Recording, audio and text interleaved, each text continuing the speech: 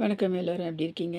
இன்னைக்கு நம்மளுடைய வாசகர் ஒருத்தவங்க ஜல்லிக்கட்டு ஜல்லிக்கட்டு அந்த விளையாட்டு இருக்கு இல்லையா? அதை எப்படி ஆங்கிலத்தில் சொல்கிறது? ஸோ விவசாய மாடு அதை எப்படி ஆங்கிலத்தில் சொல்கிறதுன்னு கேட்டிருக்காங்க.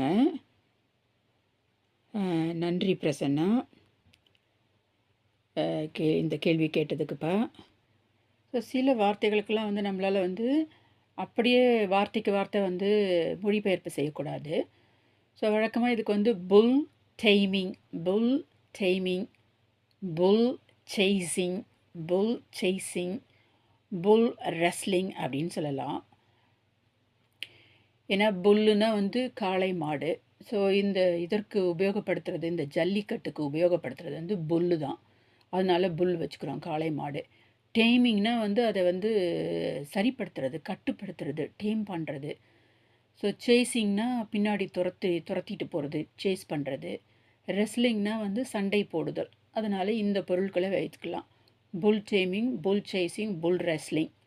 புல் டேமிங், புல் சேசிங், புல் ரெஸ்லிங், ஜல்லிக்கட்டுன்னு சொல்லலாம். முதலாவது இந்த ஜல்லிக்கட்டில் எனக்கு உடன்பாடு கிடையாது. ஏன்னா அது அந்த விலங்குகள் மாடுக்கும் கஷ்டம். அதுக்காக அந்த இதில் விளையாட்டில் ஈடுபடுற மனிதர்களுக்கும் கஷ்டம், உயிர் சேதாரம் கூட ஏற்படுறதுக்கு வாய்ப்புகள் இருக்குது. அப்படி ஒரு விளையாட்டு நமக்கு தேவையில்லை. அப்படி ஒரு ஆனந்தம் ஒருத்தரை துன்புறுத்தின்றதுனால பல நாடுகளில் இது தடைப்படுத்தப்பட்டிருக்கு. இந்திய தேசத்துலேயும் பாரத தேசத்துலேயும் இது தடைப்படுத்தப்பட்டது. பிறகு திரும்பி இப்போ கொண்டு வந்திருக்காங்க பலருக்கு. முதலாவது ஜல்லிக்கட்டுன்றது ஏன் பேர் வந்துச்சுன்னு சொன்னால், சல்லிக்காசு சொல்கிறோம் இல்லையா, அதான் அந்த சல்லிக்காசு.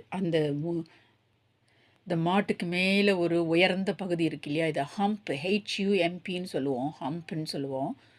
ஒட்டகத்துக்கு கூட இருக்கும். இதில் அந்த காசை கட்டி வச்சுருப்பாங்க. அதை எடுக்கிறது தான் சல்லிக்கட்டு. அந்த கட்டி வச்சுருக்கின்ற காசை எடுக்கிறதுல அந்த பேர்லேருந்து பிறந்தது ஜல்லிக்கட்டு.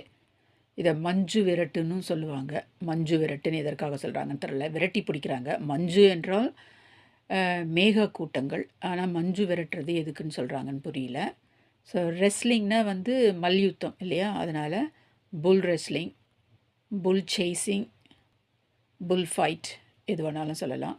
இது புல் டேமிங்கும் சொல்லலாம். ஸோ இப்போ விவசாய மாடு இதுக்கு என்ன சொல்கிறோன்னா ஃபார்ம் கவ். ஃபார்மிங், FARM, ஃபார்ம், COW, கவ், ஃபார்ம் கவ்.